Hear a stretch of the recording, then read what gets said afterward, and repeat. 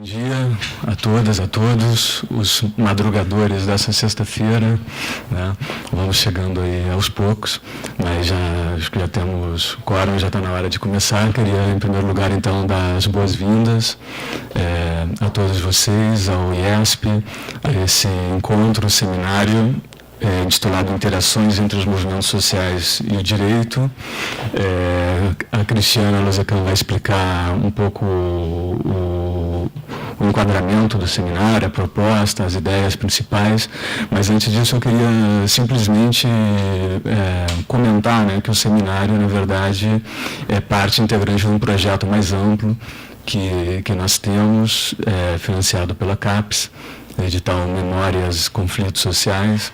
É um edital grande, é um projeto interinstitucional, com várias universidades, nós aqui no IESP, a Universidade Federal do Espírito Santo, a Universidade Federal de Minas Gerais, Universidade Federal de Goiás, Universidade Federal do Rio Grande do Sul e Universidade Federal de Pelotas. Em cada um desses lugares nós temos grupos de pesquisa que trabalham com movimentos sociais, né? Ou com teoria, ou com as duas coisas, teoria social e movimentos sociais, né? E juntamos um pouco essa equipe, né?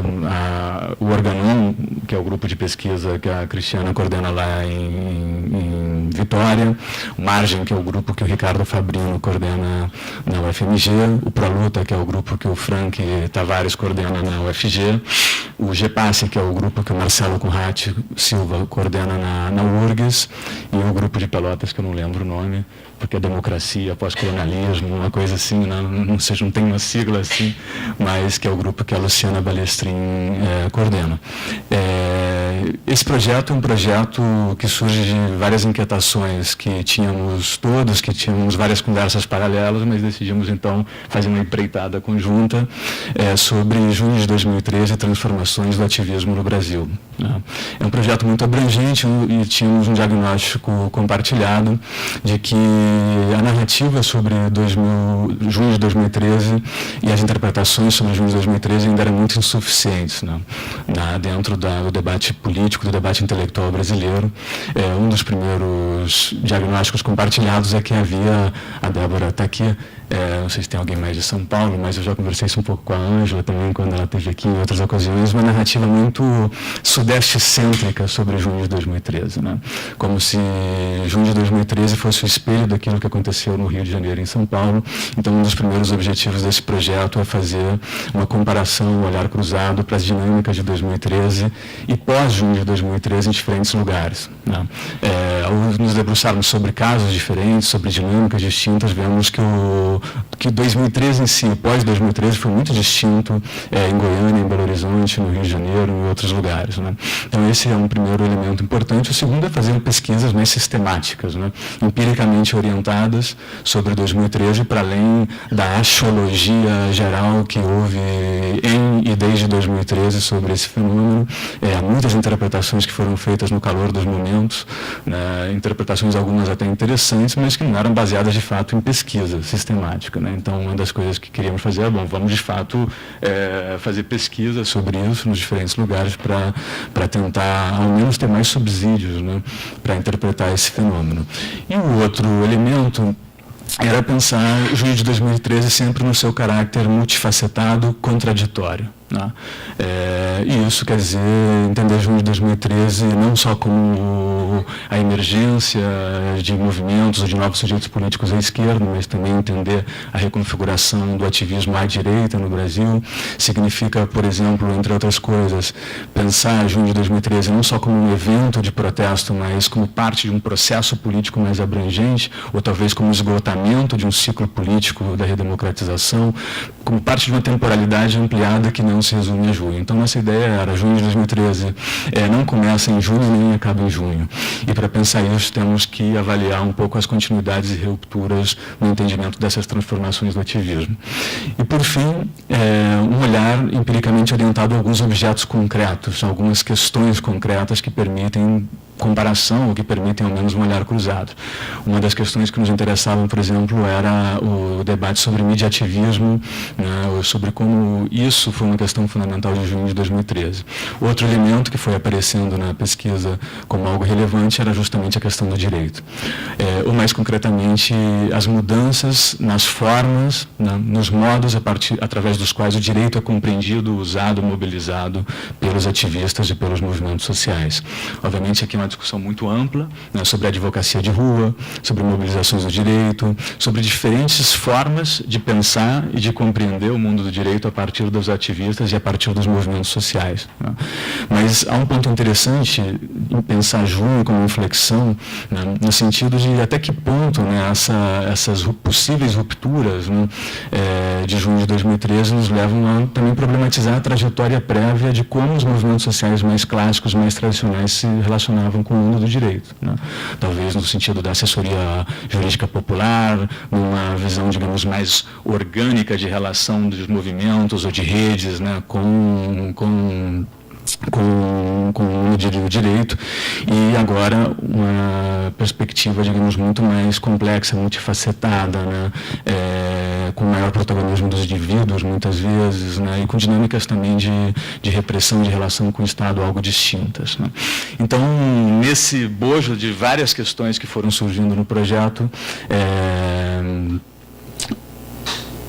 sobre o debate das interações entre movimentos sociais e o direito, especificamente a Cristiana e o Luiz Otávio Ribas, que está aqui, começaram a pensar um pouco esse olhar cruzado entre Rio de Janeiro e Espírito Santo, né, fazendo entrevistas nos dois lugares, começando lá dentro do nosso grupo maior fazer essa discussão, e surgiu a ideia desse seminário, né.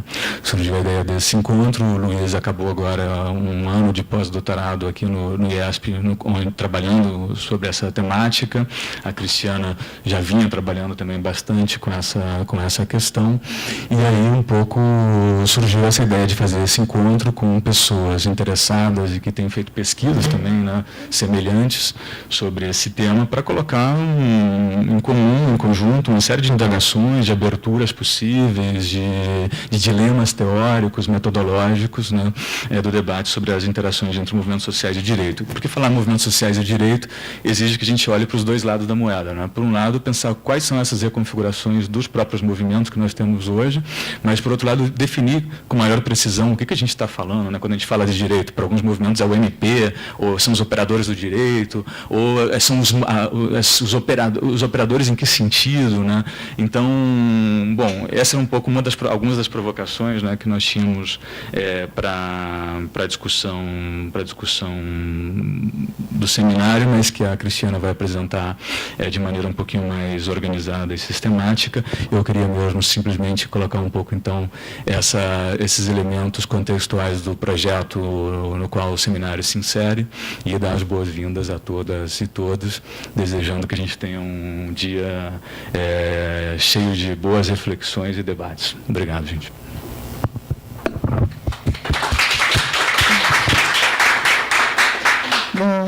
Bom dia a todas e todos. Estou muito feliz com esse dia, com a realização desse evento que vem sendo pensado, né, há tanto tempo, entre várias pessoas em diferentes momentos, mas entre vários de nós aqui presentes hoje. E também porque eu acho que ele materializa um pouco as discussões que a gente vem tentando puxar dentro desse projeto, né, Luiz?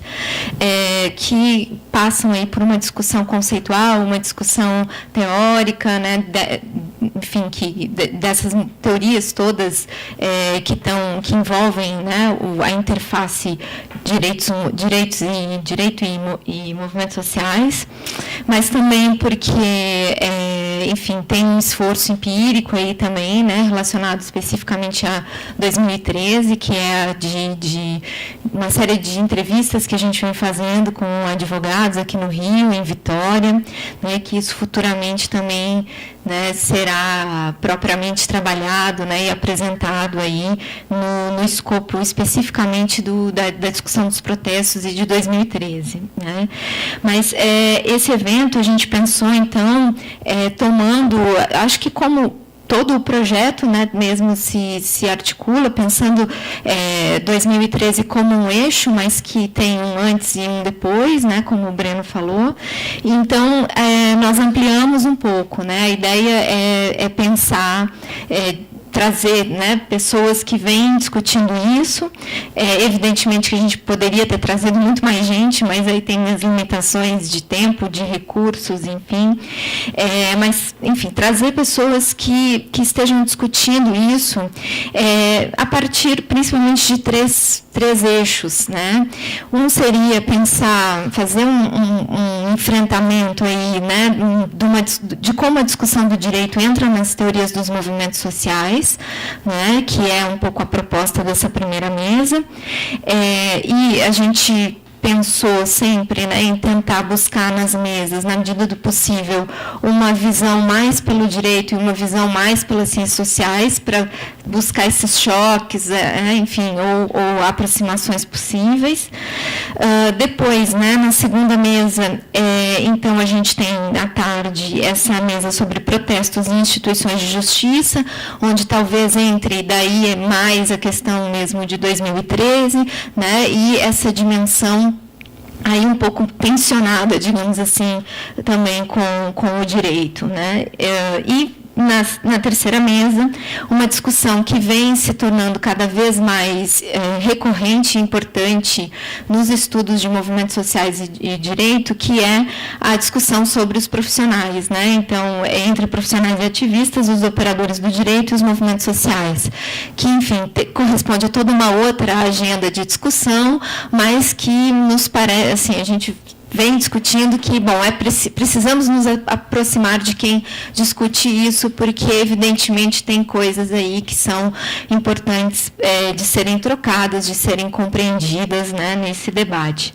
Então, um pouco, né, essa nossa proposta inicial, evidentemente que caberia uma série de outras discussões aqui, mas esse é simplesmente um pontapé inicial e esperamos depois fazer em outras edições, né. Bom, gente, então eu vou parando por aqui, porque eu vou falar já, né, fazer a apresentação, então vocês não me enjoarem muito de mim.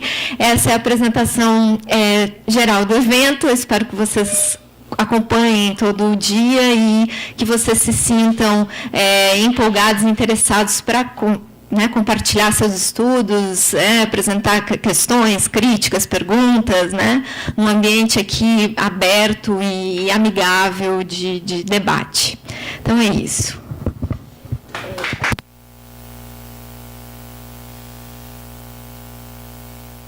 Bom dia a todas e todos, sejam bem-vindas e bem-vindos, né, a esse evento, né, que se propõe a discutir um tema tão relevante.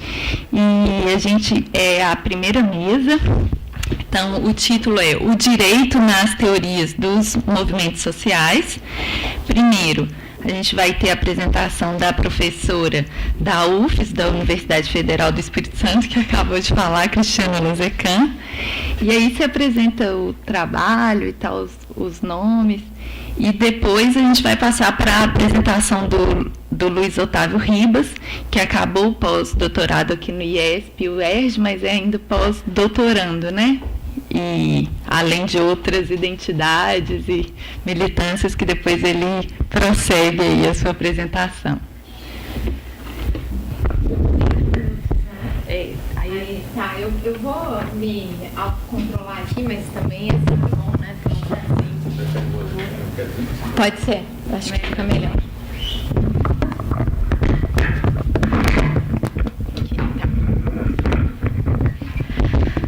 Bom, gente, então, deixa eu dar o start aqui.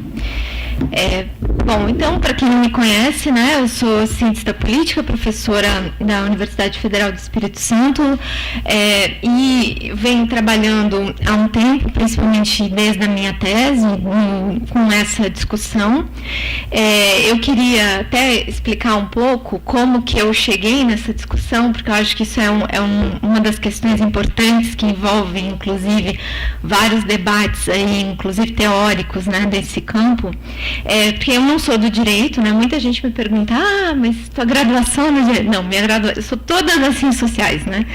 E eu chego, na verdade, no direito através dos movimentos sociais, né? Então, estudando ambientalismo, né, na minha tese, e aí, de repente, eu começo a ver que os ambientalistas vão cada vez mais interagindo com, né, diferentes dimensões do direito, mas principalmente usando a ação civil pública, e isso vai me provocando, então, né, um interesse de pensar, bom, qual é o lugar, né, dessa ação dentro da discussão das discussões da ação civil pública, né, dentro do, enfim, num primeiro momento minha discussão passava um pouco pelas questões da participação, mas principalmente, né, da constituição de formas de ação coletiva.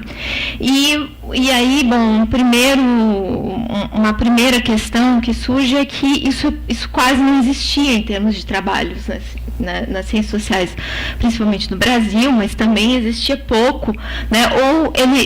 Ou passava por agendas e por teorias que a gente não via muito no Brasil, né? Então, esse era um tipo de discussão que, digamos assim, precisava ser ainda elaborado.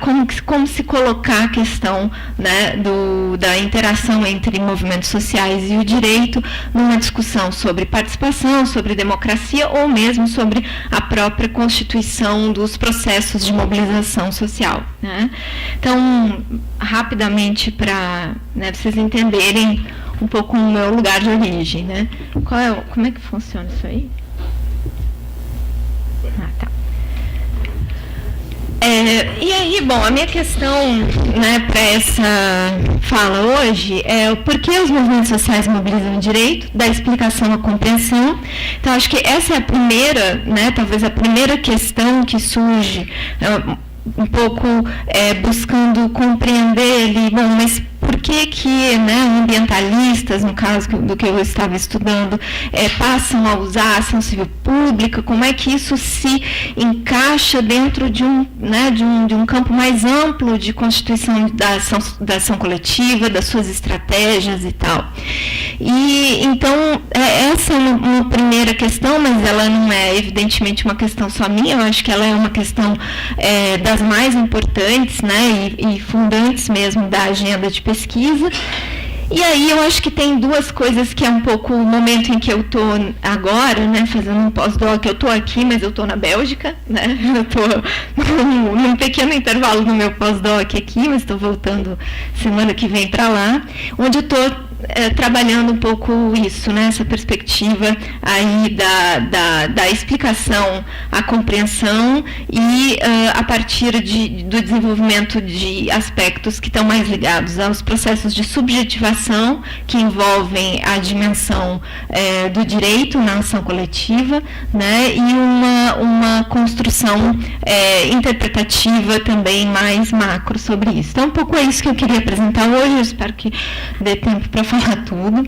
Eu vou começar fazendo um breve histórico que eu acho que também é importante, embora obviamente muitos aqui conheçam e provavelmente até muito melhor do que o que eu vou apresentar, mas eu acho que é importante para a gente situar o debate, né, um pouco apresentar esse histórico de discussão, né. Então, em primeiro lugar, né, um pouco os movimentos sociais nos estudos do direito, né, depois o direito nos estudos dos movimentos sociais, né, e aí alguns marcos que eu escolhi para apresentar para vocês esse histórico. Depois eu vou partir, então, né, das categorias e formas de explicação que eu venho trabalhando e, finalmente, os caminhos interpretativos, né, a compreensão dos processos de subjetivação e dos sentidos do ponto de vista macro. Então, iniciando, né, essa breve recuperação aí da constituição desse campo de estudo. Então, eu acho que uma coisa que é importante de falar, eu acho que isso é importante, principalmente quando a gente tem não só acadêmicos, né, das ciências sociais, mas acadêmicos do direito e ativistas, né, militantes, é que eu acho que é importante compreender que, bom, parte desse campo de estudo, ele inicia num tensionamento, né, que vai existir entre entusiastas e críticos das estratégias judiciais, né? Isso num contexto dos Estados Unidos, num marco que vai ali, né, numa tendência entre 50 e 60 e depois com mudanças, né, nas décadas seguintes, mas que vai marcar muito, né, um debate que está, inclusive, muito fomentado pelos próprios ativistas, né, que bom, devemos ou não utilizar estratégias judiciais, essa é uma boa ou não estratégia, né? Então, o debate foi muito marcado por essa perspectiva, né? Né, a Legal Mobilization Theory, principalmente no trabalho do Michael McCann, eu acho que ela talvez, assim, o momento em que a gente muda, né, de uma maneira, assim, a gente poderia dizer, acho que é a grande perspectiva que se coloca hoje, né, para pensar essas interações de uma outra maneira, né? E, inclusive, assim, a gente teve na Bélgica, em Bruxelas, no início do ano, a Débora, a Aline, não sei se mais alguém aqui teve, num grande evento que eles fizeram lá, reunindo, né, as cabeças que vêm pensando de diversas maneiras e por diversas teorias, movimentos sociais e direito, e uma das coisas eu assisti, né, todas assisti todo o evento, né, obviamente tinham sessões concomitantes, não podia estar nas duas, mas todas as que eu assisti, era impressionante. O Michael McCann, além de ser um dos palestrantes, né, que abriu o evento, ele estava como referência em quase todos os trabalhos, né? Então, assim, acho que a gente pode dizer que talvez seja a grande referência e tem uma marca importante, então, talvez uma difusão dessa perspectiva estadunidense, né, para pensar essa questão. E, bom, o Michael McCann e a Legal Mobilization eu coloco aqui, né, como contraponto a essa primeira perspectiva que eu apresentei, porque o que vai acontecer, e que realmente é muito importante, né, é que ele muda as questões de investigação, né, ele muda o sentido de certos elementos em jogo e ele inverte o foco de análise. Talvez esse último ponto também seja um dos mais importantes, né? Então, o interesse, ele passa a estar principalmente nos efeitos de legado sobre os movimentos sociais, né? Então, se antes a gente tinha análise de decisão e uma análise que passava de avaliação, né, sobre mobilizar ou não o direito, usar ou não estratégias judiciais, que passava muito por uma análise de ganhos e perdas de decisões judiciais, a gente passa a ter uma compreensão que vai muito mais no sentido daquilo que se provoca para a ação coletiva, para os movimentos sociais, para os processos de mobilização social. Então, aí há uma inversão fundamental, e nessa inversão, evidentemente, que todo o arcabouço de teoria dos movimentos sociais vai ganhar muito mais relevância, né? Vai passar a ser muito mais, né, enfim, usado, muito mais importante para as questões que passam a surgir dessa inversão, né? Então, a mobilização do direito, né, a partir dessa perspectiva do McCann, importa não porque ela gera ganhos, né, ou em termos de decisões judiciais, ou mesmo de mudanças institucionais, mas porque ela provoca efeitos importantes para os processos de ação coletiva. Então, a gente começa a abrir outras questões. Eu vou ter que acelerar um pouco, porque o meu tempo está correndo muito. Rumo à explicação, né? Então, acho que aí a gente tem uma abertura de uma agenda com inúmeras, né, possibilidades de estudo, com uma série de recuperações de trabalhos, inclusive anteriores, que foram talvez desperdiçados e que vão voltar, né, e tal, e que vão, né, começar a movimentar e a dar um corpo para essa agenda de estudo. Então, a gente vai ter a ampliação da conceitualização do direito, né, que vai ser definido, então, de forma mais ampla, agregando várias dimensões, atores, instituições, significados, espaços sociais, a dimensão judicial, mas também a dimensão jurídica, né, além dos princípios normativos, aqui eu acho que tem outro ponto também que é muito importante, que marca uma grande contribuição dessa agenda, né, é que o direito vai ser concebido, né, como uma fonte de recurso estratégico que oportuniza constrange a ação, né, definidos em termos de estruturas de suporte, né, chaves explicativas tais como oportunidades legais vão ser desenvolvidas, né, junto ali com aquilo que já vinha sendo trabalhado na teoria do processo político, como oportunidade política, enfim, e enquadramentos legais também vão ser desenvolvidos, todas chaves para tentar explicar, né, e uma das questões está aí muito em função de entender o porquê que isso acontece e quais as consequências dessa interação, né.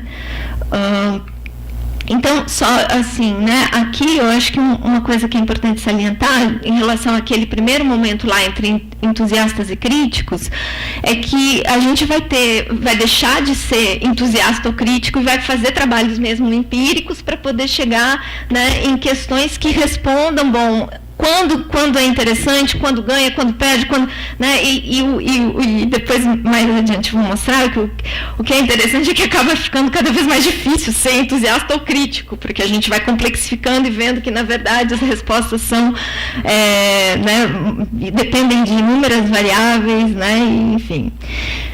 Bom, depois o direito nos estudos de movimentos sociais. Eu não fiz aqui, né, uma recuperação exaustiva, eu selecionei, na verdade, 3 pontos que eu acho interessantes.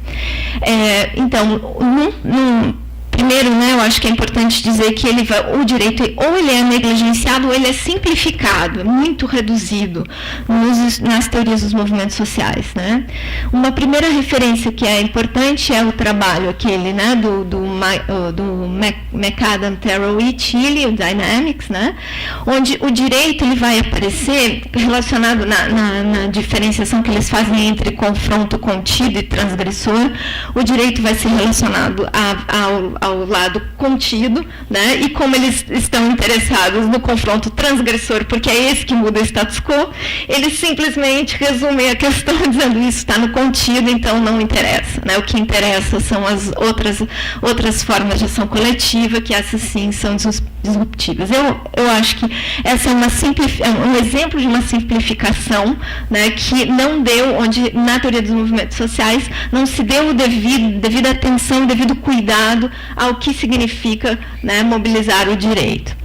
Depois tem um trabalho mais recente do Edelman, Littman e o McAdam, onde o direito vai ganhar daí um destaque, mas ele vai ser explicado a partir de uma recuperação que eles fazem do conceito de campo, e com isso o direito vai entrar na explicação deles de uma maneira extremamente estrutural, né? Então, ele ganha uma relevância, mas ele vai entrar de uma maneira muito estrutural, o que não é a tendência mais, por exemplo, de quem está seguindo exatamente a teoria da Legal Mobilization Theory, né, que eu vou apresentar logo adiante. E no terceiro ponto que eu acho que vale muito a pena comentar, que é o trabalho do Jasper e da Poletta, em que o direito ele aparece de forma recorrente, de uma maneira muito rápida, mas de forma recorrente, né? Acho que todos os trabalhos do Jasper, ele cita o exemplo, né, da questão que passa pelo direito, e cita o caso Brown versus Bohr, e ele tem e o que ele chama atenção é algo extremamente importante, algo que vai muito no sentido do Lacan, que é o fato de que, ganhar não significa ganhar em termos de mobilização, né? Então, ele vai falar que, o caso Brown versus Bohr ganhou, mas em muitos sentidos perdeu em mobilização, gerou desmobilização, né? Então, ele vai apontar para essa questão dos efeitos sobre a mobilização, né? E a Poletta, que vai também trabalhar numa dimensão emocional típica despertada pelos rituais e formas jurídicas. Passando bem rápido, né? Em estudos recentes, eu também queria salientar, onde, começa-se, né, a mesclar mais essas agendas, a gente vai ter algumas mudanças, né? Então, vão se manter certos conceitos, certas chaves explicativas, mas com mudanças consideráveis. A principal delas é a valorização da agência dos atores, né? Então, as chaves explicativas de enquadramentos vão começar a ser pensadas também como contra-enquadramentos, reenquadramentos, né? Dando um pouco uma mobilidade maior, né? Uma fluidez, compreendendo mais como que as mudanças acontecem, como que o próprio processo gera alguns resultados, como que os atores, né, também influenciam nesse processo. Então, né, alguns trabalhos bem importantes, como o da Van Halen e Anderson, que apontam, né, a categoria de oportunidades legais, elas fazem uma crítica profunda, né, mostrando que, na verdade, elas dependem muito mais de como os atores percebem, e os atores podem perceber de distintas maneiras, e ao usá-las, né, ao colocá-las em operação, isso ainda pode gerar mudanças, né? E, finalmente, uma dimensão da valorização dos afetos e emoções a partir de vertentes pragmatistas, né? Então, recuperam fundamentos da filosofia do direito, principalmente a partir do pragmatismo e do John Dewey, né? Para pensar o direito como atividade, como prática social. E aí o Cefai e a Israel, né? Bom, agora, então, eu passo um pouco a mostrar para vocês como que, a partir, né, dessa leitura toda, eu venho pensando, e é um pensamento, portanto, ele está aberto à mudança e a críticas, né? Fiquem à vontade aí para dar pitacos, que é para isso mesmo que a gente faz isso, né? Então, eu acho que, nesse debate todo, acho que a categoria de mobilização do direito, e aqui não deu tempo, mas valeria a pena fazer a recuperação da entrada dessa discussão no Brasil, com a Débora, Andrei, né? Enfim, eu acho que vocês têm introduziram isso com um debate muito interessante, que qualificou e que trouxe elementos em relação a toda aquela discussão. Mas, então, né, a ideia de mobilização do direito, aqui eu estou usando D maiúsculo, D minúsculo, para justamente mostrar, né, um ruído, uma fresta, algo que precisa ser pensado aí, né, mas que não é resolvido simplesmente adotando um ou outro, né. Mas essa categoria me parece que ela é importante, e ela nos dá vários elementos, ela propõe discussões que são muito importantes para né, para quem quer, enfim, discutir os movimentos sociais e o direito, né. E aí, enfim, acho que a gente pode pensar em termos de interações, né?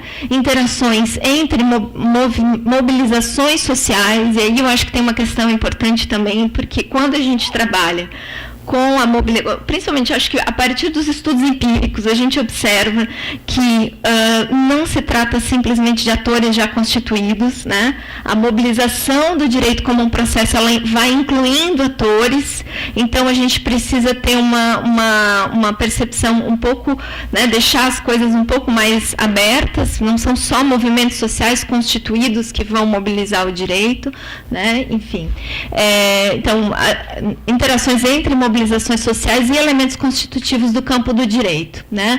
A lei, os atores, as instituições do campo jurídico, as arenas, os discursos, os sentidos, provocando a construção de novas narrativas ou mudanças nas narrativas do confronto político no nosso tempo. Então, eu acho que, assim, né, um pouco a ideia do D maiúsculo, D minúsculo e da tentativa de explicar dessa forma, é um pouco a ideia de que, bom, a gente precisa explicar, né? A gente precisa avançar na compreensão, né, na explicação desse processo, né? Mas, ao mesmo tempo, a gente precisa compreender qual o significado e gerar interpretações sobre o que isso significa de um ponto de vista mais amplo, né? Que eu acho que a tendência à mesosociologia, né, acabou nos deixando, muitas vezes, em estudos que nos fazem perder essa dimensão do bom. E, afinal de contas, o que isso nos diz, né?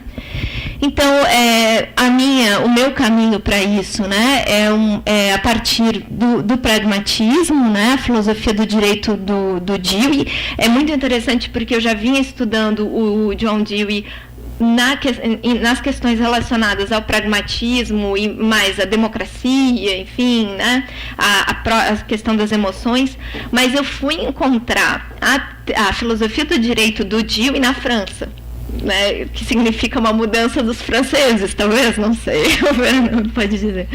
Mas então, isso é uma coisa bem interessante, porque também daí tem como a recepção francesa dessa teoria, né, que também não é então a mesma coisa que simplesmente ler Dewey, né, ler Dewey passando pela discussão já dos franceses. Então, o direito como atividade humana, né, e como interação entre humanos, e aí tem também, acho que a gente precisa já, obviamente, levar em consideração a discussão do Latour, embora seja um outro pragmatismo, né, não humanos, enfim, e a Liora Israel pela junção, né, o que ela está propondo, que é uma junção de uma certa dimensão institucional do direito com esse pragmatismo do Dewey. Bom, e aí os elementos, né, trazendo aqui alguns elementos para explicação, seria uma explicação compreensível, alguma coisa assim, e daí finalizo com alguns caminhos mais em termos de construção de interpretações, né? Acho que a gente precisa, para organizar um pouco essa explicação e esse debate, compreender algumas coisas que marcam diferenças importantes, né? Então, a gente tem diferentes tipos de relação com o direito, né, dos movimentos sociais.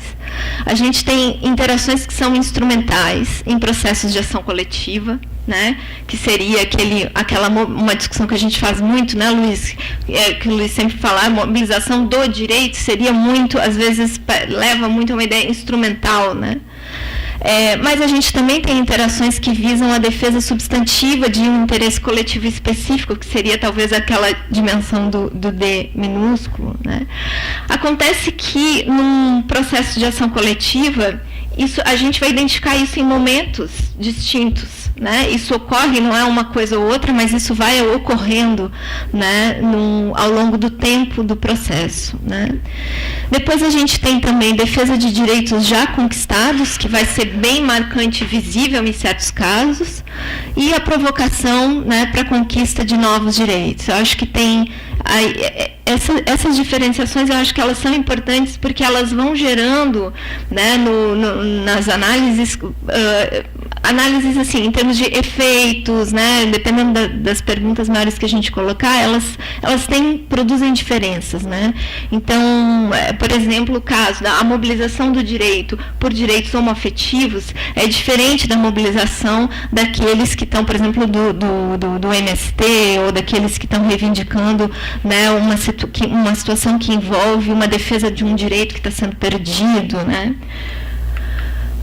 Além disso, eu acho que também é importante a gente atentar para as diferentes entradas, né? Então, uma questão seria, né, qual é a entrada? O que caracteriza a mobilização do direito? Mobilização do direito significa, o movimento mobiliza o direito? O que é, né? Como é que a gente vai definir essa entrada? E, na verdade, assim, isso não sou só eu que estou falando, né? Tem um debate, acho que principalmente o trabalho da Van Hala, ela trabalha sobre isso, é que a gente não pode entender a mobilização do direito simplesmente como sendo provocativa, né? Os movimentos sociais se apropriam de estratégias e passam a provocar o direito. A gente precisa entender também uma dimensão reativa. Essa dimensão reativa também é uma entrada à mobilização do direito, porque vai também se entrar numa interação. E essa interação vai produzir uma série de ações, né, que vão também caracterizar uma mobilização do direito. Então, por exemplo, a gente vai ter, acho que a Aline, que está aqui, a dissertação de mestrado da Aline, acho que mostra um pouco isso, né, Aline? Toda a relação que se dá com os pescadores na Baía de Guanabara, né, o quanto a ser criminalizado, né, passar pela experiência da prisão, ter que responder a um processo, acaba ensejando, né, ou acaba inaugurando ali uma série de relações que depois vão gerar um repertório, digamos assim, específico no sentido de uma apropriação daqueles instrumentos, né?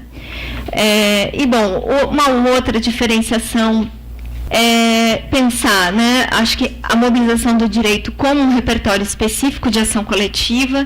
Acho que é importante pensar, bom, aí teria também algumas discussões que não vai dar tempo aqui, né? Eu acho que uma delas é a própria discussão sobre como a gente está usando o conceito de repertório lá, que vem também com uma ampla história, né? A partir do Tilly. Como que a gente está utilizando ele principalmente no Brasil, né? Eu acho que tem alguns problemas, eu acho que a gente pode ainda avançar nas formas de utilizar esse repertório, porque eu acho que o repertório não é simplesmente uma ferramenta descritiva, né? Existe alguma coisa que a gente precisa compreender de como se estruturam essas diferentes atividades que um movimento social faz, né? Então, isso, né, que a gente muitas vezes está simplesmente um repertório, acho que tem algo aí que a gente precisa parar para pensar mais, né? Então, nesse sentido, acho que a mobilização do direito, ela precisa ser pensada como um repertório específico. Por quê? Principalmente porque é óbvio que os movimentos sociais, nenhum movimento simplesmente só se relaciona com o direito, né? Existem várias performances, várias ações que extrapolam aquilo que a gente pode considerar como o universo jurídico. Entretanto, iniciar uma interação duradoura com o universo jurídico tem implicações, né? E eu acho que a gente sabe, quando está lidando com isso, né, que essas implicações são bastante importantes, né? Quer dizer, existe toda uma linguagem, existe um universo que tem, né, enfim, o seu arcabouço, mais ou menos estruturado aí de relações de poder, de códigos, enfim, e isso vai trazer consequências em termos de tempo, em termos de influências para o próprio, né, movimento, para as formas de ação coletiva, enfim, eu acho que por isso é interessante pensar como um repertório específico. Mas esse repertório específico, ele também, como é que ele aparece para a gente nos nossos diferentes, né, nos diferentes casos, enfim, que a gente encontra aí. Então, acho que a gente pode pensar que existem algumas organizações que estabelecem esse como um repertório principal, ou seja, existe uma interação permanente, né, com o campo jurídico. Eu coloquei alguns exemplos, ISDEC, Coletivo Margarida Alves, aqui eu estou me arriscando, né? Pode me questionar aí. Depois tem o que a gente poderia dizer repertório forte, né? Enfim, uma interação frequente, né? Mas que não é a interação principal, né? Não é a interação permanente, né? Então aí eu botei MST também, talvez a gente até possa pensar, né, como que daria para analisar isso, né, Greenpeace, brigadas, etc. E um repertório fraco, né, aquele onde a interação é eventual, que ali faltou o meu exemplo, mas eu tinha colocado a fase, né, um repertório eventual. Passando mais rápido, porque eu estou quase chegando nos meus 30 minutos, um outro elemento, né, para a gente, né, avançar um pouco, né, o que é o que aqui da mobilização do direito, na explicação, é compreender os tipos de efeito. Que a literatura, em geral, ela ficou em ganha ou perde. Vale a pena ou não, porque pensou ganha ou perde, e ganha ou perde em termos de decisão judicial. Só que, quando a gente começa a fazer trabalhos, e aí a metodologia é fundamental, né? Quando a gente começa a fazer trabalhos que não são só análise de decisões, e a gente começa a acompanhar esses processos em etnografias, né? Ou, enfim, descrições, observações participantes e descrições densas, a gente vai observar que, na verdade, os efeitos eles são muito mais matizados, né? E a gente vai ter, inclusive, concomitantemente, no mesmo processo, efeitos positivos e negativos, né, que a gente pode avaliar como efeitos positivos e negativos.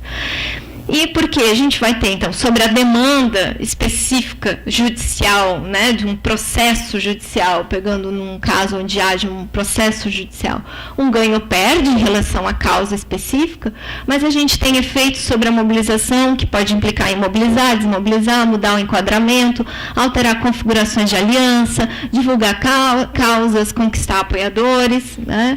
A gente tem efeitos institucionais, que pode ser a mudança de leis, a criação de novas leis, alterar o uso das leis, ou até, né, assim, e essas mudanças não são também, o que eu estou dizendo aqui não é necessariamente positivo ou negativo, né? Isso vai depender do contexto.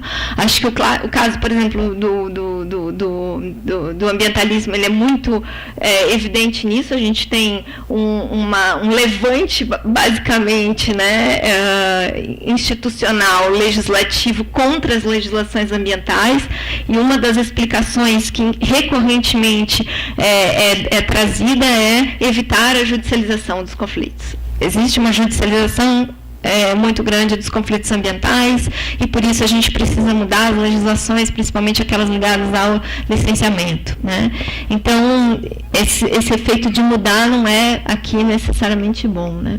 E efeitos sociais, né? Alteração de comportamentos, interferem em pensamentos, ideias e questões comuns, né? E, bom, o meu último ponto, que é aquele, né, onde eu estou nesse momento, trabalhando, que é esse caminho para uma compreensão, para entender, né, o que isso significa. Eu trabalho, né, especificamente, assim, com, né, mais afinco e historicamente com conflitos ambientais, mas ainda assim, né, existem outras questões, então eu também faço um exercício para pensar para além disso, né? Mas a gente teria, então, né, primeiro, que pensar em um processo de subjetivação que está envolvido, né, na mobilização do direito. Então, um primeiro ponto seria essa ideia que a mobilização do direito, ela envolve a constituição de uma ideia de um sofrimento injusto. Bom, sofrimento todo mundo sofre, né? Agora, a constituição de um sofrimento injusto, né, ela se dá através de um processo que envolve alguma mediação, né? Envolve extrapolar a minha dimensão individual de sofrimento e a compreensão de que aquilo é algo, né, externo, que aquilo é algo social, ou que aquilo é político, enfim. E esse processo, a mobilização do direito, os elementos do direito, eles são extremamente propícios para a construção desses mecanismos, né? Então, eu tenho pensado muito nos meus casos na construção de um mecanismo entre resiliência e melancolia, né, que se dá nessas situações de sofrimento profundo dos sujeitos que estão, né, em situações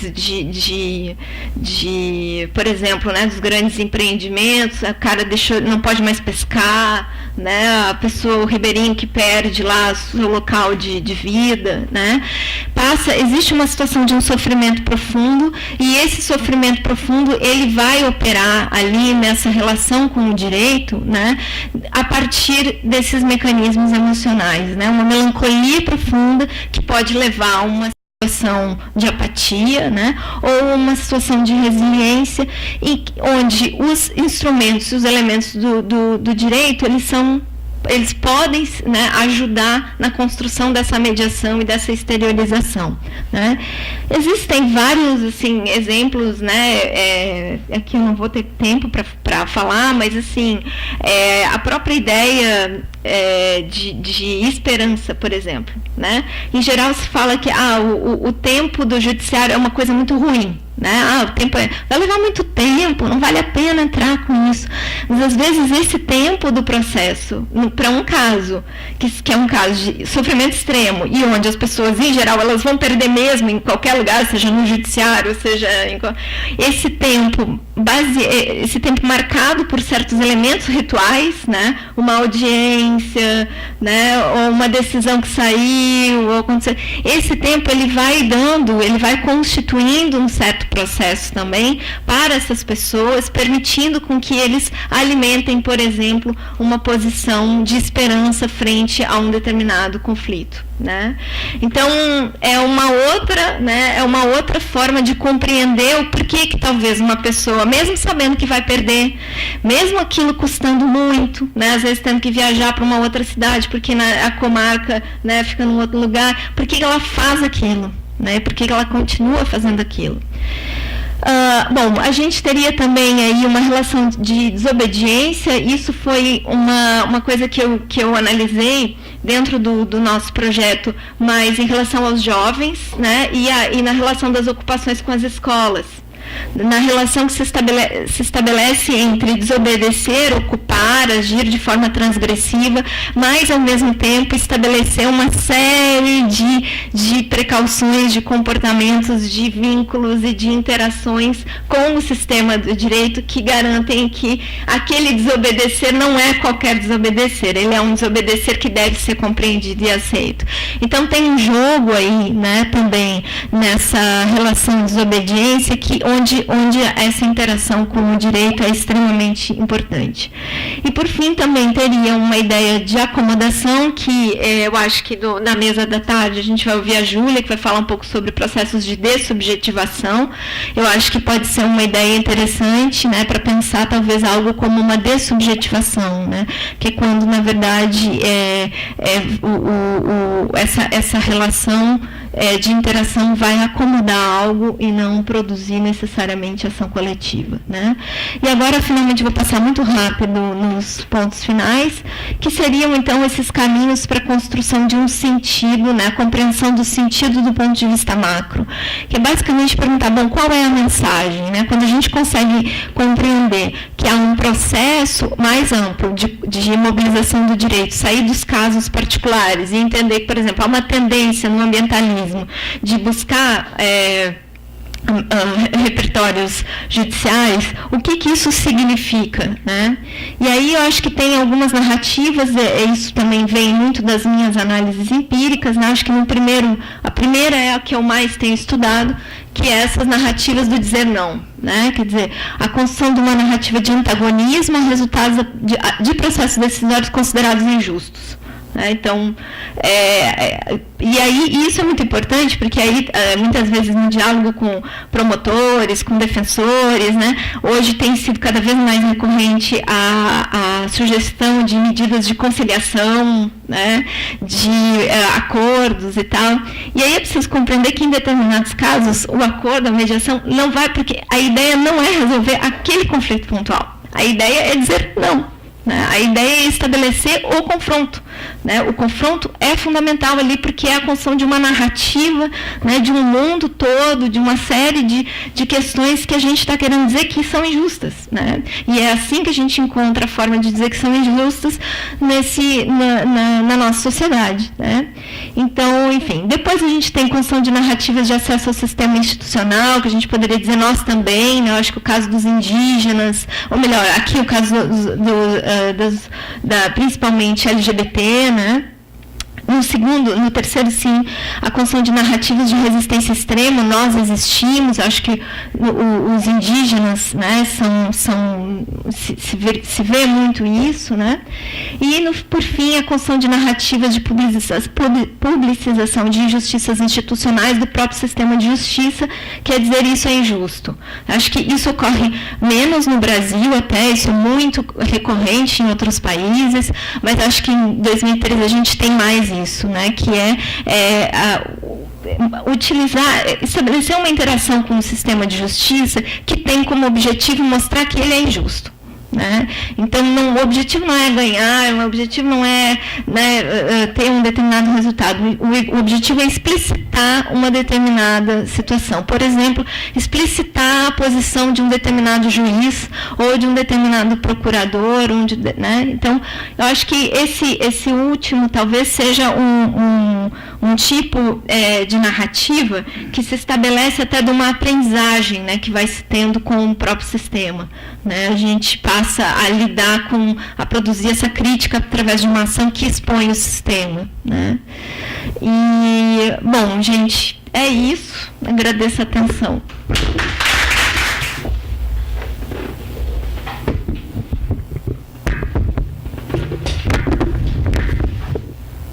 Bom dia a todos e todas.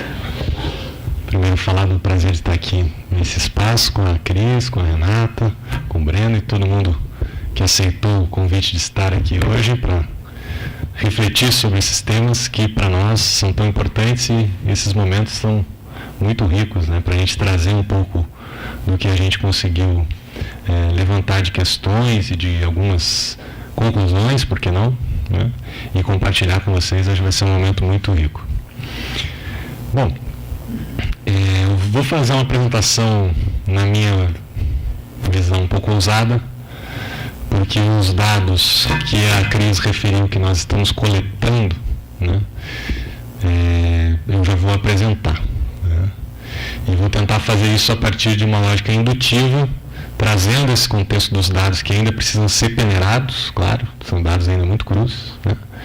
Mas tentando fazer o diálogo com o teórico. Então, essa ousadia também, às vezes, é necessária.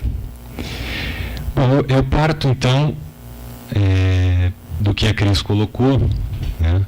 Entendendo que o que eu vou apresentar aqui é a advocacia em junho de 2013, e aí tentando contextualizar também com a advocacia popular num sentido mais amplo, né? E o título que eu estou dando para essa apresentação é Ativismo de Apoio quando a contestação política acontece no exercício da profissão.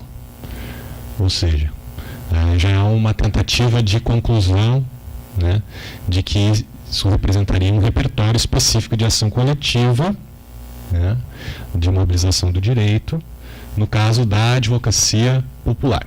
Então, no contexto das lutas urbanas e rurais, né? Com foco empírico em 2013, mas eu vou trazer aqui algumas provocações da advocacia de outros tempos também. Primeira conclusão. Em 2013, essa advocacia vai estar caracterizada, então, por uma dimensão bastante reativa e muito pouco provocativa, para usar também o léxico que a Cris trouxe. Né? Quem sabe também, junho de 2013 tenha caracterizado uma ação coletiva da advocacia para movimentos de advogados, né? Como propõe o Frederico de Almeida e o Rodolfo Noronha, que está aqui presente, né? Mas ainda pelos dados que nós coletamos, ainda não foi possível perceber a perenidade dessa mobilização no caso de movimentos de advogados, e eu vou entrar nas questões empíricas e depois o Rodolfo vai poder responder se ele concorda ou não, que eu acho que pelos dados ainda não tem como concluir nesse sentido. Então, essa é a interlocução. Bom, outro ponto de partida, como integrante do NETSAL, né, acho que um dos grandes desafios nossos é aproximar esse debate teórico do contexto político e teórico da América Latina. Né. Então, claro, os exemplos que eu vou trazer aqui para vocês de pesquisas nesse sentido, tem um diálogo muito forte com Critical Legal Studies dos Estados Unidos, com o debate na França, etc. Mas existe também uma preocupação de trazer contribuições inovadoras, teóricas também, e empíricas aqui no continente. Então, alguns exemplos, né? Quando a gente fala em repertório de ação coletiva, acho que precisa aproximar dos debates que são feitos sobre uso alternativo do direito, sobre teorias críticas do direito, né?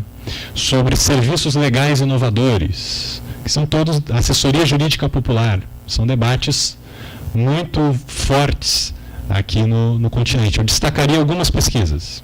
Primeira, a do Fernando Rojas Hurtado, né, integrante do ILSA, Instituto Latino-Americano de Serviços Legais Alternativos, que nós acabamos de traduzir, né, para o português, do espanhol, onde ele faz uma comparação desses serviços em Norte América, Sul América e Europa.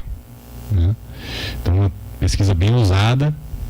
E nós traduzimos, né, com a ajuda do Rafael Vieira e do Humberto Goes, tanto no dossiê que foi feito junto com a Cris Lozecan na Cadex, né, onde teve também o artigo do Fred e do Rodolfo que eu fiz aqui referência, que é a primeira parte desse estudo, e uma segunda parte desse estudo no dossiê que eu organizei com a Carol Vestena na revista Direito e Praxis, sobre mobilização de direitos. Né? Então, esse é o primeiro exemplo que eu dou, né, da necessidade da gente também estudar o texto do Rojas Hurtado, que há ali, né, um debate anterior, ou até concomitante com outros clássicos que eu tive a oportunidade de conhecer na disciplina que eu fiz com o Fernando Fontainha, né? Esse debate Macan, Rosenberg, Liohai Israel e Alain Banco, né? O Rojas Hurtado traz, assim como outros que a Cris trouxe aqui, o Charles Epp, né, que é norte-americano, mas vai colocar um debate sobre a revolução dos direitos humanos, né? E apesar do título, numa perspectiva cética, né, de que possa existir uma revolução de direitos humanos no contexto da Índia, no contexto da Inglaterra e outros tribunais e contextos empíricos que ele pesquisou.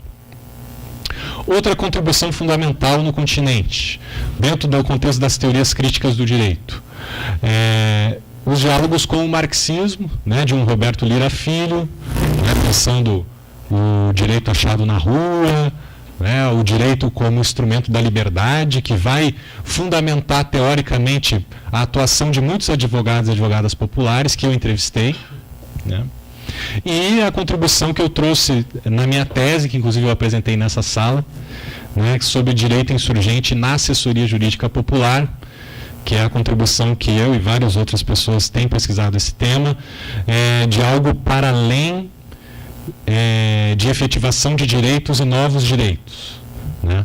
Mas aí o âmbito que, né, tem a companhia da Renata para refletir sobre essas questões, né, de um uso insurgente do direito ou um uso subversivo do direito que abriria para outros horizontes de mudança social que não fosse só mudança legislativa para novos direitos, mas envolvendo, por exemplo, uma mudança de regime, né, a deposição do governante.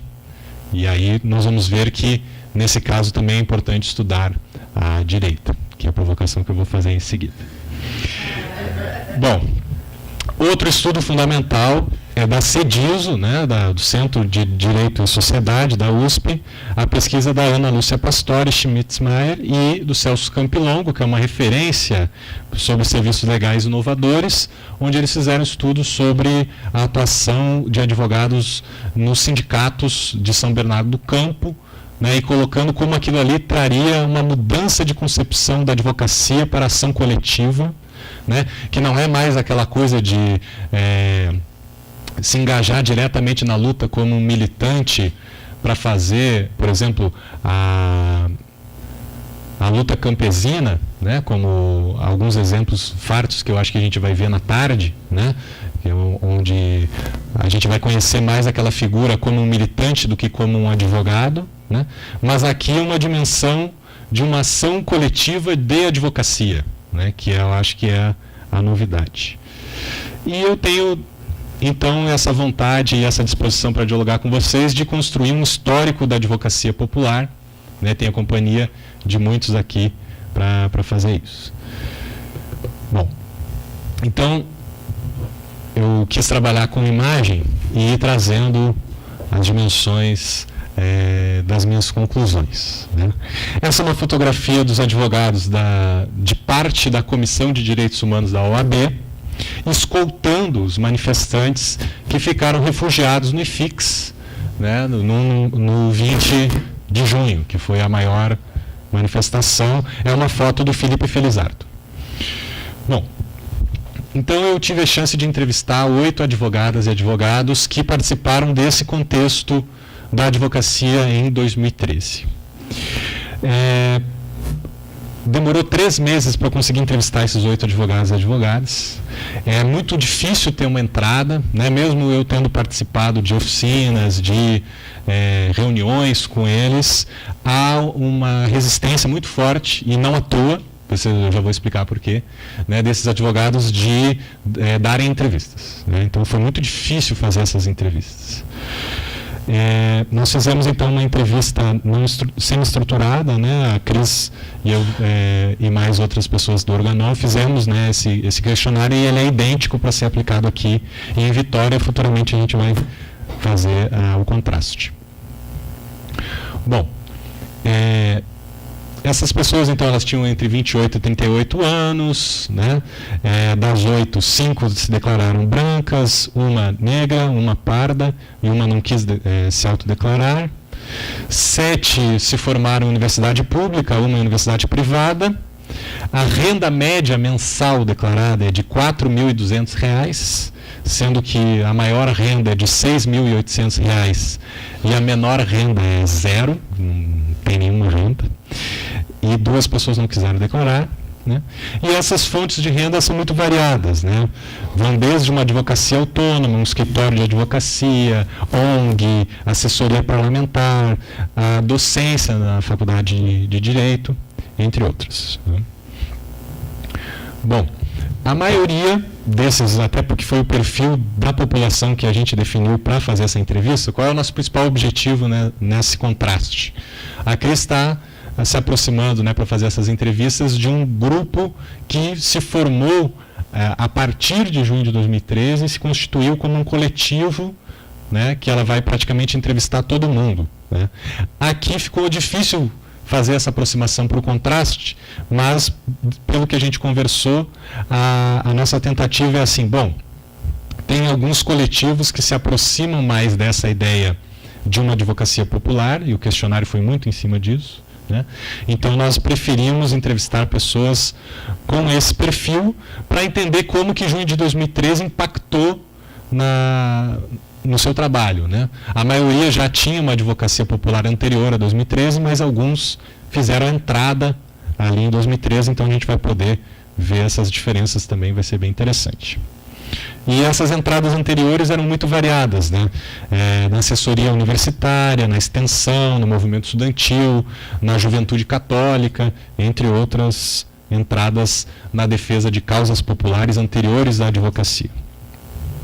E os coletivos, né, desses entrevistados vão desde a ABRAPO, Associação Brasileira de Advogados do Povo, para a RENAP, a Rede Nacional de Advogados e Advogadas Populares, o Movimento Habeas Corpus, o Instituto Defensores e Defensores de Direitos Humanos, o DDH, o Centro de Assessoria Popular Mariana Crioula e integrante da Comissão de Direitos Humanos e Prerrogativas da subseção da OAB do Rio.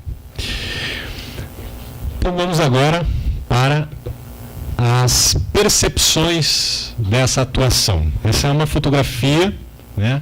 Eu tentei trazer ela em alta resolução e não consegui que nenhum integrante da OAB ou da CAGE me mandasse essa fotografia. Acho que isso também é relevante como um dado de pesquisa, né? E essa fotografia eu consegui nas redes sociais. Ela mostra, né, advogados em junho de 2013, uma foto da Adriana Secundo, né, que caracteriza muito essa atuação, né, um bloco de advogados no final da marcha, né. Mas não foi a única estratégia, mas foi uma das estratégias, né. Então, as percepções que essas pessoas que eu entrevistei têm sobre o seu trabalho, né, elas são muito variadas, mas eu consegui sintetizar aqui algumas delas, né. Então, a maioria com esse perfil mais preventivo, né, de escuta, de orientação, né, de encaminhar para colegas e instituições, né, a assessoria jurídica a determinados movimentos ou a indivíduos, né, manifestantes, a articulação entre os advogados para distribuir essas responsabilidades e planejar as ações, o apoio político ou até moral, né, em alguns casos físico, né, para os manifestantes. Alguns fizeram inclusive o uso da imagem, né, de um escudo ou de um guarda-chuva no meio dos protestos. A mediação de conflitos, né, com a força policial, né, seja nos protestos nas ruas, nas ocupações, nas desocupações, nas remoções. A incidência política não só nacional, mas também internacional, né, e seja o amicus curiae, né, participação em audiências públicas e também participação em julgamentos internacionais. A assistência jurídica em delegacia para evitar a prisão, a litigância, que também existiu, né, e representação em juízo para peticionar e vocalizar a organização e as linhas de ação, né. Então aqui eu acho que é uma reflexão fundamental, né, que aparece não só essa dimensão da mobilização judicial, né, do sistema de justiça preferencialmente, né, mas uma atuação típica, né, do trabalho popular, né, um trabalho que envolve mobilização política junto com essa mobilização do direito. E nos permite, então, fazer o debate com a sociologia política, né, de pensar o tribunal como um espaço de poder, né, aonde esse sistema de justiça vai ser uma arena que envolve uma disputa política. Só que essa disputa política ela só é legitimada pelos argumentos jurídicos, né, que é onde o jogo se estabelece, né, e tem essa especificidade. Então, como pensar a sociologia política no contexto do tribunal? Parece que é um caminho que muitas pessoas vão e que aqui também é possível fazê-lo, né? E aqui tem um debate clássico no Fernando Rojas Hurtado que eu queria trazer para a gente debater, que aparece em muitas falas também dos entrevistados, que é como os advogados eles precisam se defender, né, de que a atuação deles estaria fortalecendo a crença nas instituições, a crença no institucionalismo, né? E uma pergunta para explorar essa crítica do utilitarismo, né, da mobilização de recursos, que às vezes é muito forte nesse tipo de estudo, né? Como é que a gente vai estudar a partir da teoria da mobilização dos recursos, por exemplo, frente a essa questão que apareceu nas entrevistas? Por que advogados contribuem gratuitamente com acesso à justiça, né, mesmo sem poder captar esses clientes para o seu escritório? Por que eles fazem isso, né? Então, me parece que abre essa dimensão muito mais política do que uma questão de cliente-advogado, né? Extrapola essa relação. Bom, dentro dessa concepção, então, da necessidade não só de atuar em juízo, mas também politicamente, aparece essa dimensão da organização dos advogados, né? E essa é uma fotografia que mostra isso, o ato em defesa da democracia e contra a criminalização da liberdade de manifestação, que aconteceu na OAB em 22 de julho de 2014. Essa é uma foto do Mídia Ninja. Bom, então aí aparece a necessidade de fazer um ato político para defender os manifestantes e também alguns advogados que estavam sofrendo a repressão, tanto com a investigação quanto com a prisão, né? E nesse sentido, então, houve perguntas para os entrevistados se eles se percebiam como apoiadores dos movimentos, como militantes ou como ativistas, né? E aí eu separei aqui visões positivas e negativas que os entrevistados têm sobre cada uma dessas caixinhas, né? Então, a caixinha do apoiador. A visão positiva é que estabeleceria uma relação de confiança com a atuação jurídica de direitos humanos, onde os advogados não teriam o protagonismo. Isso é o que seria um apoio. A visão negativa sobre isso é que seria uma atuação em nome alheio e por um direito alheio, né? Seria um distanciamento da causa.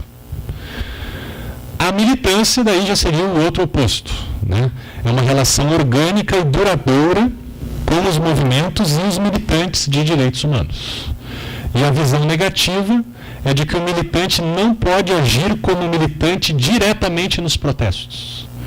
Os próprios entrevistados, alguns deles, internalizam isso, de que eles, como advogados, não são militantes e não podem agir como militantes. Isso apareceu em algumas falas. E o ativismo, então, seria essa figura híbrida que fica ali. Vocês vão perceber como nas falas mesmo ele fica híbrido, né? Numa visão positiva, então, seria esse advogado que luta pelo direito à manifestação. Então, ele é ao mesmo tempo militante, ao mesmo tempo apoiador de quem luta também por isso, né? E, muitas vezes, ele vai se confundir com esses manifestantes, né? As visões negativas que as pessoas têm sobre o ativismo e vão, então, repelir essa figura, entendendo que o ativista é despolitizado, voluntarista, atua individualmente, é disperso, é um ativismo de ocasião e não organizado.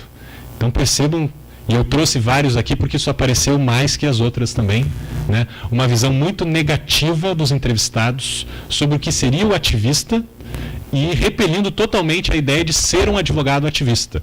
Inclusive alguns relatando que preferiram importar o advogados ativistas de São Paulo para o Rio e mudar o nome, né? Que aí passou a ser coletivo habeas corpus, e não advogados ativistas, porque advogados ativistas teria toda essa carga que eu acabei de enumerar. Seguindo. Esse debate, então, ele se tornou muito forte aqui no Rio de Janeiro, né? Essa é uma foto de parte da Comissão de Direitos Humanos da OAB, participando em junho com cartazes, né? Então tem ali: afaste de mim esse cálice, a OAB na rua, e entre outras coisas. Qual é que é a importância de trazer essa foto para falar sobre trabalho popular dos advogados em 2013? Bom, levando agora para o campo teórico também, né?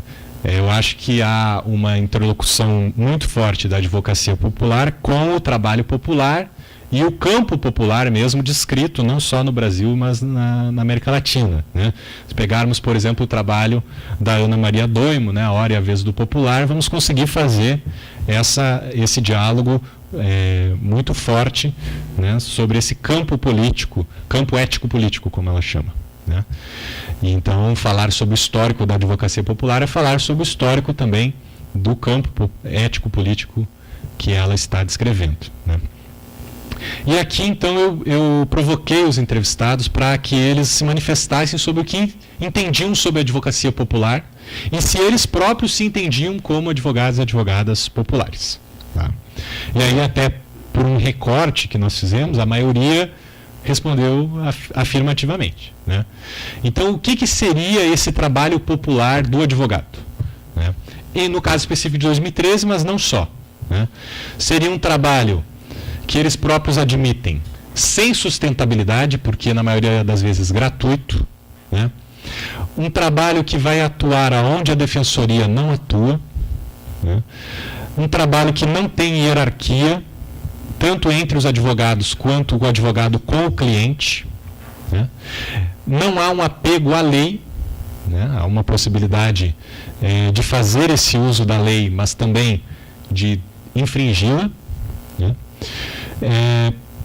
Por outro lado, não é um trabalho que envolve jogar molotovs, aí com aspas, né? Não é um trabalho ativista, né? E não pode haver um envolvimento com as causas políticas, diretamente. Aqui que eu acho que está a maior complexidade para a gente descascar esse abacaxi, né? E eu vou tentar fazer isso em seguida. É um trabalho, então, que envolve estar com as pessoas e aprender com essas pessoas, né?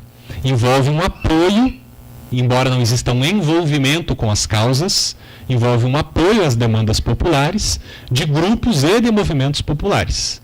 É uma opção política, por um lado, né? É uma opção por um projeto político, mas não há envolvimento direto com a causa. Percebem a dificuldade que é trabalhar isso? É um trabalho que envolve a contestação do poder instituído, né, uma ação para a transformação, não burocrático, não conservador, extremamente ceticista com as instituições, né? Na maior parte das vezes não entra com procedimentos judiciais, não é proativo e não pode, em nenhuma hipótese, captar clientela, que infringiria uma norma ética da advocacia, né? Então são essas definições que surgiram dos entrevistados sobre o que significa advocacia popular. Então a gente pode falar que existe aqui já, por que não, uma redefinição do que seja uma advocacia popular, né? A partir dessas falas, acho que a gente consegue trazer alguns elementos nesse sentido, já que a advocacia popular, até então, pelo que eu vinha estudando, né, iria se caracterizar justamente por um caráter militante de envolvimento com os movimentos populares. E aqui ela vai ter um outro caráter, né? Bom, seguindo, aqui a grande discussão. Essa é uma foto da agência Globo, o Globo, que mostra um grupo de advogados voluntários que defende manifestantes e PMs em meio aos protestos, que era o início do coletivo Habeas Corpus, né? Nesse momento aqui, o próprio presidente da Comissão de Direitos Humanos, o presidente da Comissão de Segurança Pública e outros da OAB, o próprio presidente da OAB na época, dizia que os advogados da OAB não poderiam defender vândalos, não poderiam defender quem se envolvesse com ações violentas, né? E essa é uma foto que vai ilustrar essa discussão, né? Que tem a ver com o que eu falei antes, o quanto que você está envolvido com a causa, né? Bom, então as percepções que os próprios advogados têm sobre os desdobramentos da sua ação em 2013 vai estar caracterizado pelo seguinte: eles imaginam que é uma renovação do que vem a ser a advocacia popular, né? Há um foco muito grande no campo jurídico e no sistema de justiça, mesmo que não tenha grandes vitórias, né? E mesmo que não se entre com procedimentos judiciais. É uma radicalização do envolvimento com as causas, embora não exista um envolvimento direto. É uma atuação que causa fissuras na pretensa manutenção da ordem, embora essas vitórias sejam escassas e parciais, né? Há um amadurecimento profissional da técnica muito grande, a necessidade de um advogado trabalhista, por exemplo, trabalhar com o penal e militar e várias outras questões que ele não estava ambientado, né? Outro desdobramento é uma repressão que os advogados vão sofrer, inclusive com investigação, né, com escuta telefônica, entre outras questões. Há uma formação grande de vínculos afetivos com as pessoas com quem se está junto, né? Há um esgotamento psicológico e físico, muitos relatando uma necessidade de se afastar, né, de ficar tempos sem trabalhar, né, para conseguir se recompor psicologicamente. E muitos manifestaram uma realização profissional nessa atuação, né? Bom, então, frente a tudo isso, por que será que havia uma certa dificuldade de afirmar a opção por um lado por quem trabalhou nessas ações, né? Uma frase do Breno Malaragno, presidente da Comissão de Segurança Pública da OAB em 2013. Advogado não é manifestante. Nada de gritar palavras de ordem ou levantar cartazes, né? Então, é uma posição que pode ser contrastada com essa anterior, né? E, sim, 2 minutos, vi aqui. Para concluir, então, eu queria fazer um mergulho mais anterior, né, do que significa esse envolvimento direto com a causa. E de Balpiveta ou César Vieira, como preferirem, essa é uma foto da agência Estadão, da década de 60, advogado e diretor teatral de São Paulo. Eu tive a chance de entrevistá-lo para a minha tese. Não vai dar tempo de ler, depois até no debate eu posso fazer isso. Ele traz o mesmo argumento que esses advogados que eu entrevistei trazem, né? Então, ele defendia uma mudança do regime, ele queria o fim da ditadura, mas ele não estava envolvido diretamente com a causa da luta armada das pessoas que ele defendia. E entrevistando ele, vamos lá, estamos num lugar público, mas acho que dá para falar isso até porque está na entrevista, né? Ele foi preso 6 vezes, numa delas por 90 dias. Né? Então eu tenho todos os elementos, pelo que eu entrevistei ele e pelo que eu estudei da história de vida dele, que ele se envolvia mais com as causas do que ele diz. Tudo bem? Né? Mas então, por que que esses entrevistados dizem que não tem um envolvimento direto com a causa? Acho que essa que é a grande questão para a gente explorar, né? Depois, nas perguntas, eu posso entrar nas gramáticas, né? Nas outras questões que eu separei aqui para trazer, e as outras provocações que eu queria fazer para vocês. Pode ficar aí para o momento do debate, e eu agradeço muito a oportunidade.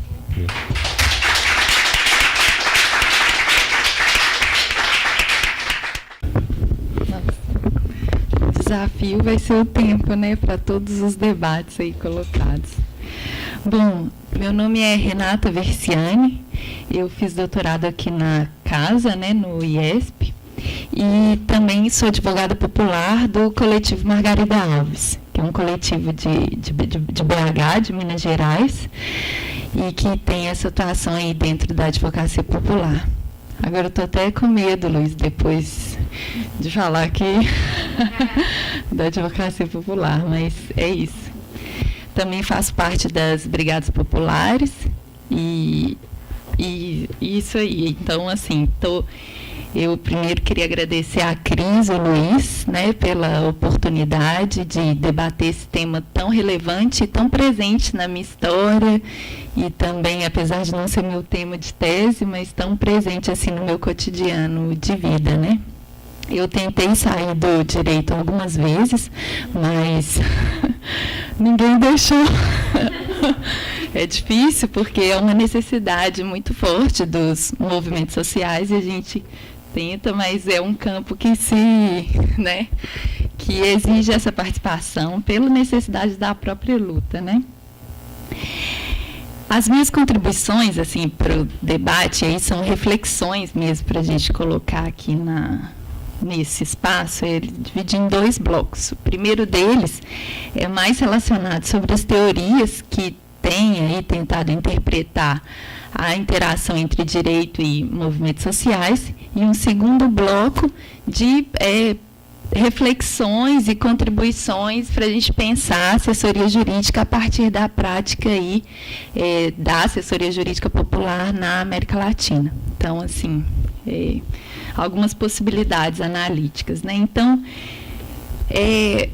a primeira começa com uma pergunta, né? Em que medida que as teorias da mobilização do direito, o Luiz até tratou de certa maneira, acaba reproduzindo os contornos epistemológicos e teóricos das teorias dos movimentos sociais. Isso porque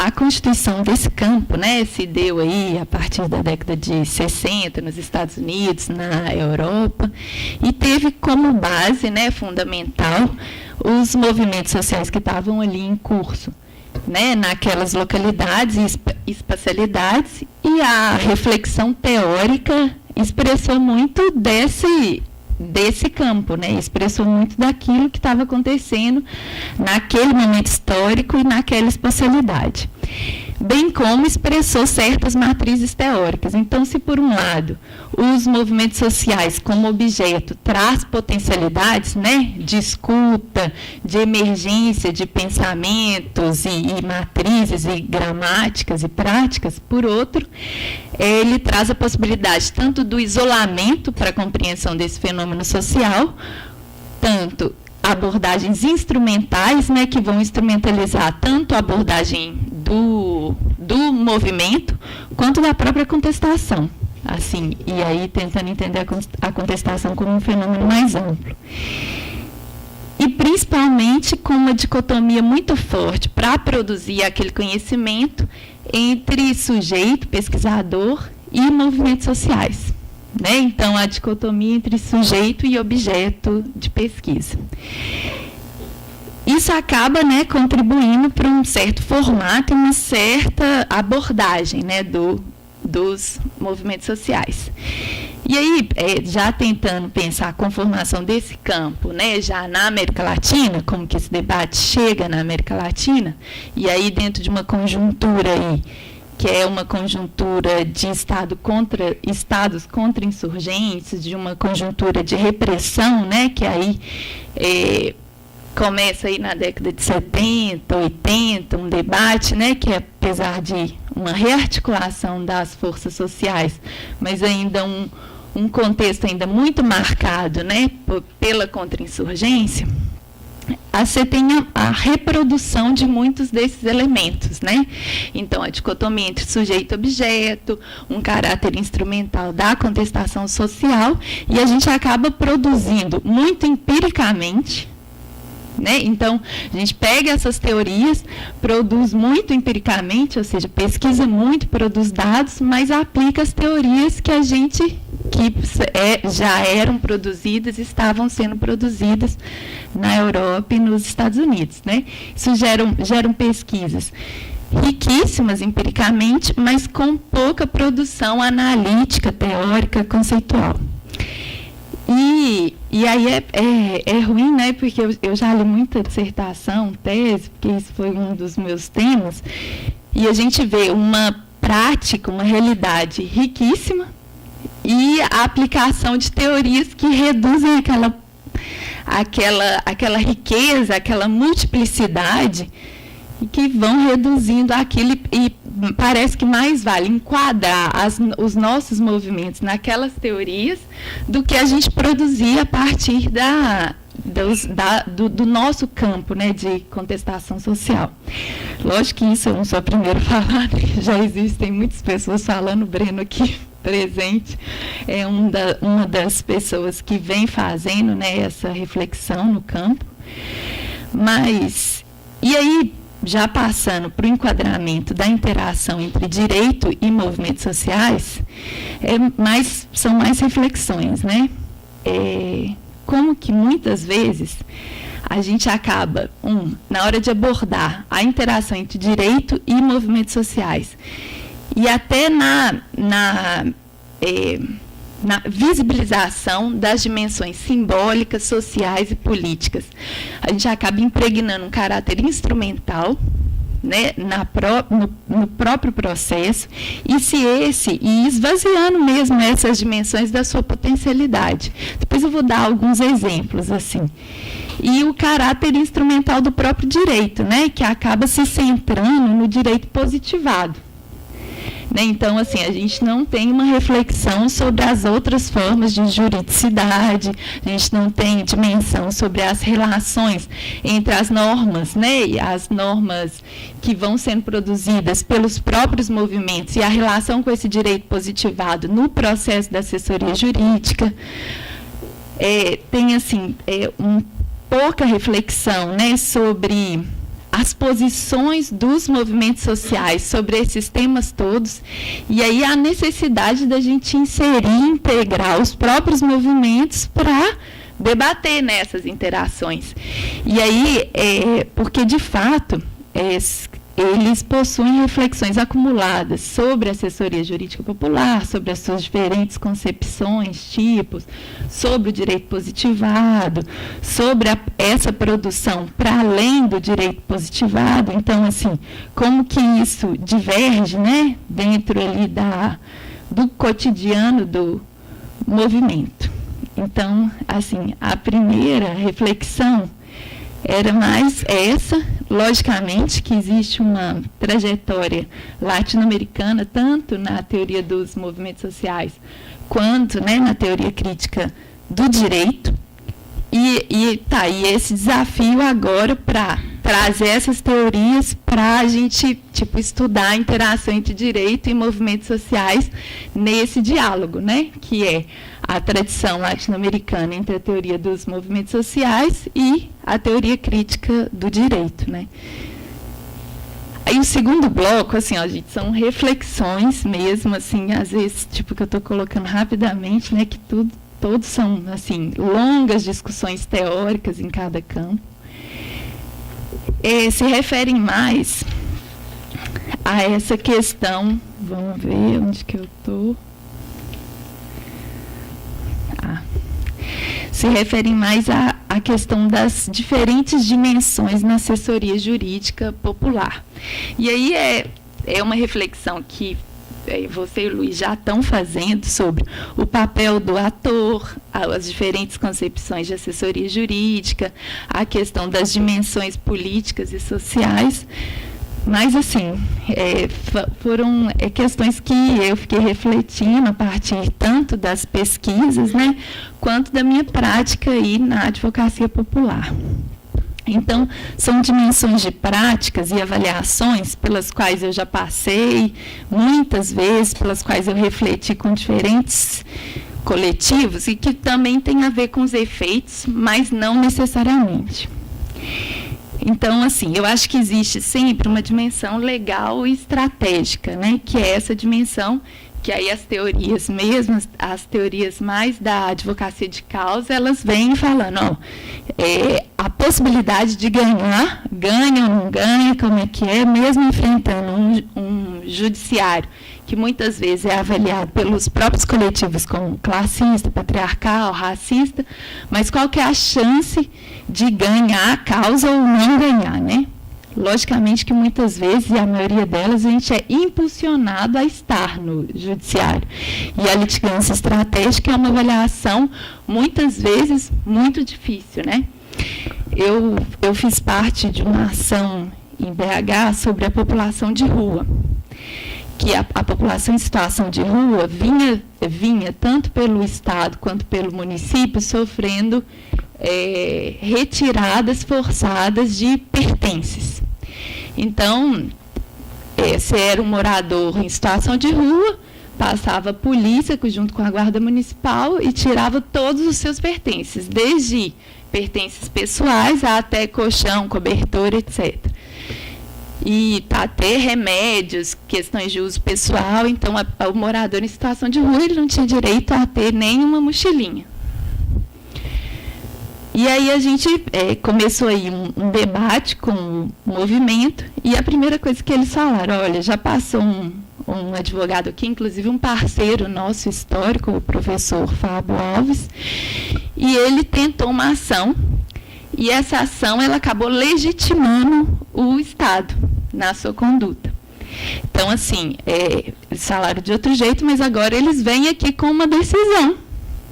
Tipo, uma decisão que legitima uma conduta totalmente desumana, né? E aí aquilo ali, nossa mãe, tipo, o que a gente vai fazer com isso? E aí começamos a trabalhar diferentes estratégias, até que depois ali de um ano, colhendo prova e tentando trabalhar estrategicamente, né?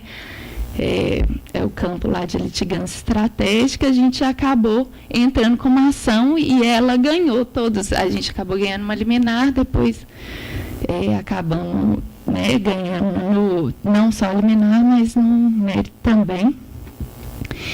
E agora ele foi...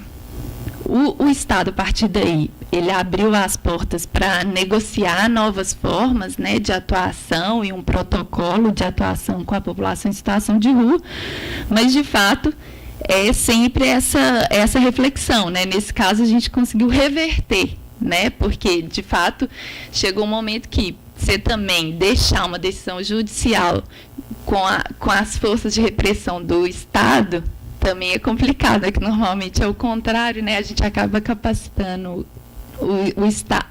a população para esse enfrentamento com o Estado. A dimensão política e institucional, que é essa de abertura de canais, né? Que a gente vê muito nas ocupações urbanas, né?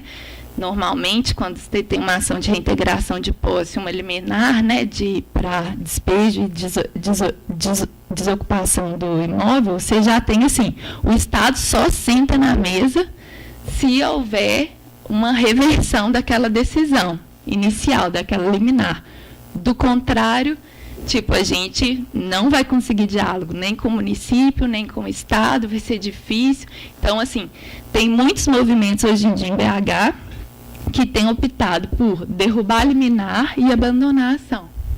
Então, derruba a liminar, entra em processo de negociação e abandonação, por uma avaliação sobre o próprio sistema de justiça. A dimensão político contestatária, que aí tem mais a ver que como essa ação e como que a decisão vai reverberar externamente com a luta, né? E aí tem a ver com aliados, com redes de apoio, mas tem a ver com essa dimensão tipo social mesmo. Qual que é?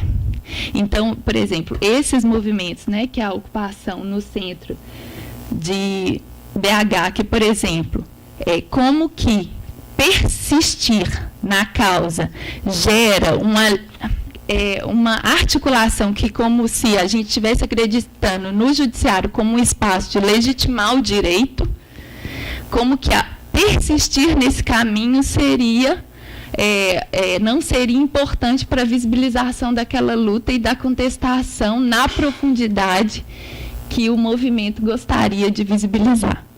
Né? Não gostariam de judicializar a política. Né? Nesse caso específico, né? Nem na maioria dos casos que o coletivo Margarida Alves tem acompanhado.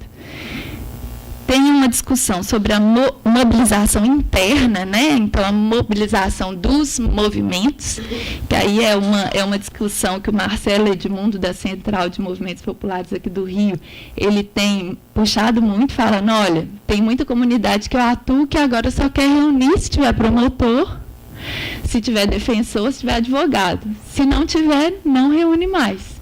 Então, qual que é a capacidade da assessoria jurídica popular para a organização interna dos movimentos? E uma dimensão sociojurídica, que seria essa mais da capacidade da assessoria jurídica popular deslegitimar processos internos de construção e reprodução dessas normas, dessa juridicidade interna. Então, isso tem a ver com pluralismo jurídico, né, que já é uma dimensão aí que a gente já é um campo aí longo de reflexão, mas como que a assessoria jurídica também funciona como legitimador da ordem, né, e do direito positivado. Essas reflexões e muitos casos que aconteceram, né, tanto com comunidades que aí são exemplos mais flagrantes, que é quilombos, movimento indígena, mas não só, as próprias ocupações urbanas, né, porque a gente acaba se sobrepondo a processos internos, fez com que o coletivo Margarida Alves refletisse muito sobre qual seria a nossa forma de intervenção ao chegar em um conflito. E isso mudou radicalmente, porque antes a gente chegava, vocês têm direito a isso, direito a aquilo. Depois a gente chegou com uma abordagem crítica do direito. Isso mudou a nossa forma de atuação ao ver que a gente estava sobrepondo aos processos internos e dificultando essa capacidade de organizar novas sociabilidades e novas juridicidades. Aí, assim, né? E aí, só para finalizar, eu fiquei, assim, tentando pensar sobre essas dimensões e como elas existem em alguns casos de assessoria, qual que é a intensidade que elas existem ou não, e como que a relação com o cotidiano também é uma variável, né? Que é aquela coisa, interação forte, interação frequente, e como que as matrizes político-ideológicas que inspiram essas atuações geram esses diferentes perfis. Aí isso é uma reflexão que eu já tinha até exposto para o Luiz e para a Cris, e que eu acho que tem muito a ver com uma discussão que a assessoria jurídica hoje faz, que é a existência, que eu acho que são esses perfis de assessoria, eles obedecem aos ciclos políticos mesmo, brasileiros, pelo menos. Mas eu acho que dá para a gente, não sei, trabalhar, né? Isso é já, assim, né? Um insight, né? Assim, que eu acho que tem uma questão da assessoria jurídica popular, que é mais marcada por uma atuação da RENAP.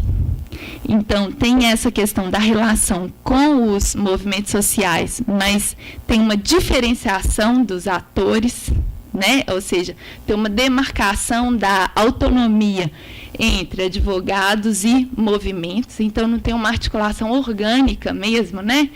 com os processos políticos, né? Então, é até essa autonomia demarcada, inclusive, para garantir a autonomia dos sujeitos, né? E uma intensidade assim, baixa dessa dimensão socio-jurídica, né? Então, uma defesa da parte alternativa do direito positivado. Então, seriam marcados pelo uso alternativo ou até pelo uso insurgente do direito.